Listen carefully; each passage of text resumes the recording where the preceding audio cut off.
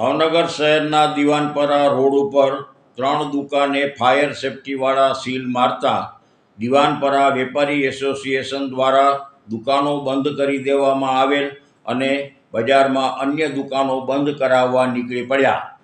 હાલ જ્યારે રાજકોટ અગ્નિકાંડને ધ્યાનમાં લઈને સમગ્ર ગુજરાતમાં તમામ જગ્યાઓ પર ફાયર સેફ્ટીને ધ્યાનમાં રાખી તપાસ હાથ ધરવામાં આવી છે, ત્યારે આજે ભાવનગર શહેરના દિવાનપરા રોડ ઉપર ભાવનગર નગરપાલિકા દ્વારા ફાયર સેફ્ટીને લઈને જે જગ્યાએ ક્ષતિ જણાતી હોય તેવા દુકાન, મોલ, રેસ્ટોરન્ટ અને સીલ કરવા માટે ટીમ નીકળી હોય ત્યારે દિવાનપરા રોડના વેપારીઓ વિરોધ કરતા પોતાની દુકાનો બંધ કરી અન્ય દુકાનો બંધ કરાવવા માટે રસ્તા પર નીકળી ગયેલ હતા અને જણાવ્યું હતું કે પહેલાં નગરપાલિકાની અંદર જેટલી ફાયર સેફ્ટીની અગવડતાઓ હોય એની નોંધ લ્યો।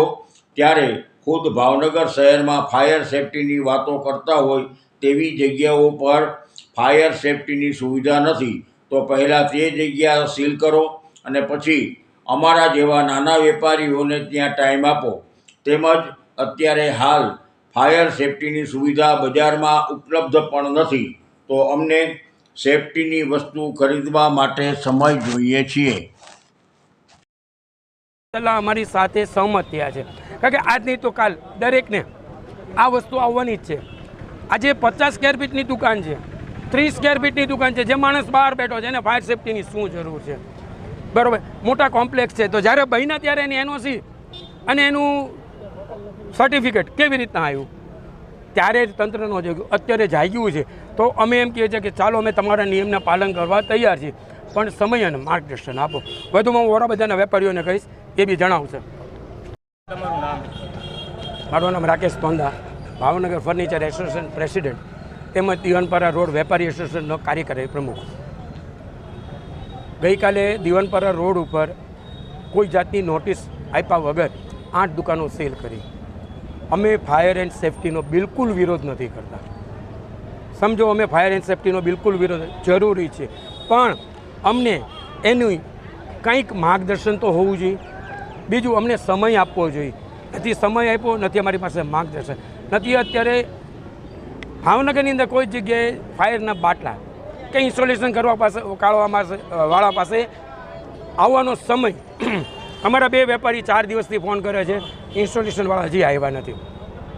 અમે એટલું જ કહેવા માગીએ છીએ કે અમે તંત્રનો વિરોધ નથી કરતા, કરે છે 100% સાચું કરે છે, પણ અમને વેપારીઓને શું કરવાને જાણી જોઈને તમે દંડો છો। સમય આપો અને માર્ગદર્શન આપો। અમે સ્વૈચ્છિક રીતે અમે આ ફાયર એન્ડ સેફ્ટીનું નિયમોનું પાલન કરશું, અમારી ના નથી, પણ ફક્ત અમે એટલું કહીએ છીએ કે અમને ફાયર એન્ડ સેફ્ટીનું માર્ગદર્શન અને સમય આપો, બસ। અત્યારે કઈ દર્શનભાઈ વિજયભાઈ વોરા, કઈ જગ્યા દુકાન? હલુરિયા ચોકમાં કૃષ્ણા ઝૂલા નામની મારી દુકાન છે। હવે 10 દિવસ પહેલાં અમને નોટિસ આપી ગયા હતા અને નોટિસ વખતે મેં એમને પૂછ્યું કે શું અમારે મુકાવવું, શેની માટેની આ નોટિસ છે? તો એણે અમને એવી જાણ કરી કે તમારે અત્યારે જે રીતની પોઝિશન છે એમાં બાટલા મુકાવી દો દરેક શોરૂમમાં એક એટલે ચાલશે, એટલું કહી અને તે લોકો આખા કોમ્પ્લેક્સનું મને એકને નોટિસ આપીને વયા ગયા। મેં એમને એમ કીધું કે નીચેની બધી દુકાન છે એ પ્રાઇવેટ છે, બધી પોતાની, તો બધાને એક અલગ અલગ નોટિસ આપી દો, તો જેથી કરીને જ્યારે બી તમારે સીલ મારવાનો વાર આવે ત્યારે અલગ અલગ બધાને નોટિસ હોવી જોઈએ। તો એવું એણે કર્યું નહીં, મને એકને ખાલી આપીને વયા ગયા।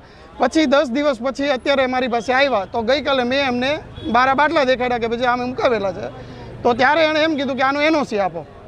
મેં કીધું એનઓસી માટે અમે એપ્લાય કરેલું છે અને એ કે સિસ્ટમ મુકાવી જરૂરી છે આમાં। તો મને ત્યારે એમને કીધું નહોતું, જ્યારે એમને નોટિસ દેવા આવ્યા કે આ 9 મીટરની હાઇટની ઉપર છે તો તમારે આ સિસ્ટમ મુકાવી જરૂરી છે, તો એટલે અમને માહિતી નહોતી, તો અમે કેવી રીતના સિસ્ટમ મુકાવીએ? હવે કાલે મેં અમને રિક્વેસ્ટ કરી કે તમે અમને કહો અને 8 દિવસનો સમય આપો। 8 દિવસની અંદર જો અમે સિસ્ટમ ન અપ્લાય કરીએ તો તમે તારે સીલ મારી જજો બધા શોરૂમને, બધી જગ્યાએ। તો એ લોકોએ કાંઈ ગણકાર્યું નહીં અને સીધી પોલીસને બોલાવી અને એટલું જ કીધું કે 15 મિનિટની અંદર ખાલી કરી દો જગ્યા, અમારે સીલ મારવું છે। અને એક સાથે 10 દુકાનોને સીલ મારી ગયા છે। 30 સ્ક્વેર ફીટની દુકાન, 50 સ્ક્વેર ફીટની દુકાન, 800 સ્ક્વેર ફીટની દુકાન, દરેક દુકાનને એક જ સરખું ધ્યાનમાં રાખીને સીલ મારી ગયા છે। તો એ વસ્તુ વ્યાજબી નથી, એટલે અમારે દિવાનપરા એસોસિએશન, વોરા બજાર એસોસિએશન બધાએ ભેગા થઈને એવું નક્કી કર્યું છે કે આજનો દિવસ બધાએ સંપીને બંધ રાખવું, અને જો આગળ જતાં તમે લોકો સંપ નહીં આપો સરકાર અમને બધાને, તો અમે વધારે ઉગ્ર બની અને આગળ નિર્ણય લેશું। અત્યારે તો એક જ વસ્તુ છે કે સમય આપો અને માર્ગદર્શન આપો. એટલે બધાને વિનંતી એ જ છે કે અમને આવીને પ્રોપર જ્ઞાન આપી જાય કે કોને કેટલી જરૂરિયાત છે એ મુજબ વસ્તુ મુકાવો. કેટલાથી બંધ રાખવાની ભાઈ? બંધ તો અમારે સીલ માર્યું છે, એટલે જ્યાં સુધી ખુલે નહીં ત્યાં સુધી મારવું જ પડશે. બીજું કે બંધ કર્યા પછી હવે અમારે ધારો કે એણે એમ કીધું છે કે તમે એપ્લાય કરો સિસ્ટમ મુકાવવા માટે. તો હવે સિસ્ટમ ક્યારે મુકાવીએ? કોઈને બોલાવીએ, કોઈ આવે અને અંદરથી જ્યારે શોરૂમ ચેક કરે કે આટલી એટલી જરૂરિયાત છે એનું એ એસ્ટિમેટ આપે, પછી આપણે એને એપ્રુવલ કરીએ. તો અત્યારે શોરૂમ જ બંધ છે તો મારે એપ્રુવલ કેમ લેવી? એ ખોલવાનો ટાઈમ આપે પછી અમે લોકો આગળ સિસ્ટમ કરશું, એ અમારી માંગ.